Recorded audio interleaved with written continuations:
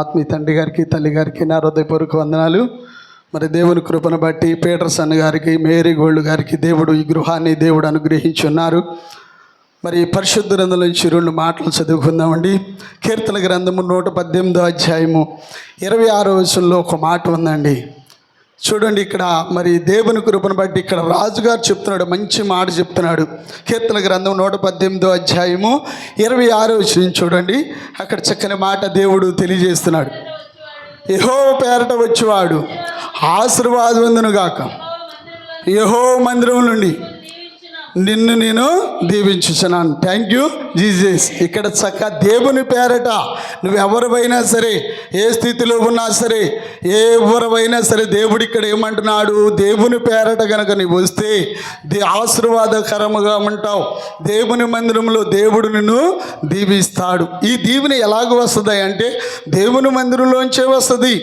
కీర్తన గ్రంథం 128వ అధ్యాయం 4వ వచనంలో ఒక మాట అంటాడు, యెహోవా యందు భయభక్తుల వారు ఇలాగున ఆశీర్వదించును. ఎక్కడ?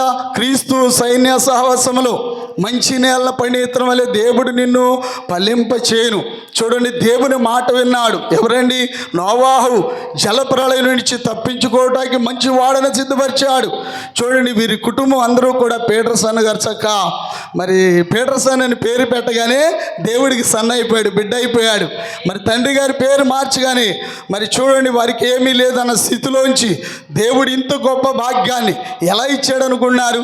కీర్తన గ్రంథము మరి 31వ అధ్యాయం 19వ వచనం ఒక మాట ఉండదు, యెహోవా దేవుడు చక్కని దాశించాడు వారికి మేలు, ఈ గృహం వారికి ఇవ్వాలి. అప్పుడు దాకా ఎక్కడెక్కడో కష్టాల్లో, ఇబ్బందుల్లో, ఇరుకులో ఎన్ని విరుకులు పడినా సరే దేవుని కలిగిన బిడ్డ, దేవుని పేరట వచ్చిన బిడ్డ, ఏ శ్రమలో అయినా, ఏ బాధలో అయినా, అయ్యో మీరు దేవుని నమ్ముకున్నారు కదా, ఇలా ఉన్నారేంటి అని వారి మిమ్మల్ని ఎక్కిరించినప్పుడు వాళ్ళ వైపు చూడకూడదు, దేవుని వైపే చూడాలి. చూసినప్పుడు దేవుడు ఏం చేస్తాడు? గొప్పగా ఆశీర్వదిస్తాడు. మరి సముద్రంలో శ్రమ వచ్చింది, బాధ వచ్చింది, దేవుని మాట చొప్పున వారు కుడిపక్క వల వేసినప్పుడు విస్తారమైన చేపల బండి. ఎవరి మాట విన్నారు?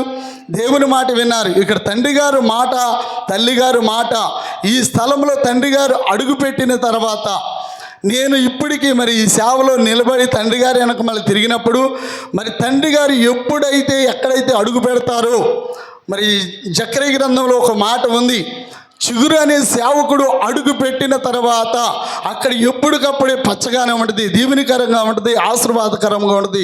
ఇవన్నీ కూడా మరి తండ్రి గారు అడుగు పెట్టిన చోటల్లా కూడా దేవుడు ఇంత గొప్ప ఇళ్ళని దేవుడు సిద్ధపరుస్తున్నాడు. Thank you Jesus. ఈ కొంచెం వేళ ఇది కట్టేద్దాం, ఇది కట్టేద్దాం అనుకున్నాం. చూడండి, దేవుడు ఎలా ఇచ్చాడు?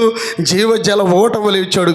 సామెతల గ్రంథము 14వ అధ్యాయము 26వ వచనంలో ఉంటుంది, అంటే నూతిలో నీరుని ఏ విధముగా నువ్వు తోడతావో ఆ విధంగా దేవుడు జీవజలములే ఇస్తాడు, జీవాహారాన్ని ఇస్తాడు. దేవుడు మంచి గృహాన్ని ఇచ్చినప్పుడు ఈ గృహంలో మరి ఎట్లా ఉండాలి? మరి ఈ గృహానికి ఎన్నో అప్పులు చేసి ఉంటారు. ఈ అప్పులన్నీ తీరాలని ఇంకా బలంగా ప్రార్థన చేయాలి.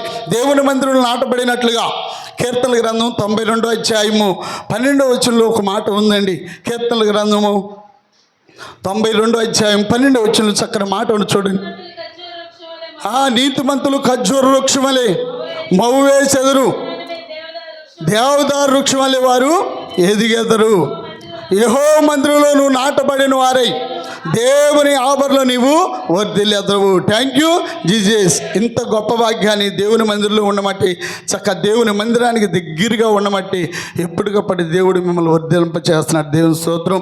ఇంకా రాబోయే కాలంలో దేవుని యందు ఇంకా భయము, భక్తి కలిగి నువ్వు నడిచినట్లయితే దేవుడు ఇంకా అనేకమైన మేలు చేసి నడిపిస్తాడని మనం చేసుకున్నాం. దేవుడు ఇచ్చిన వాక్యము దీవించునుగాక.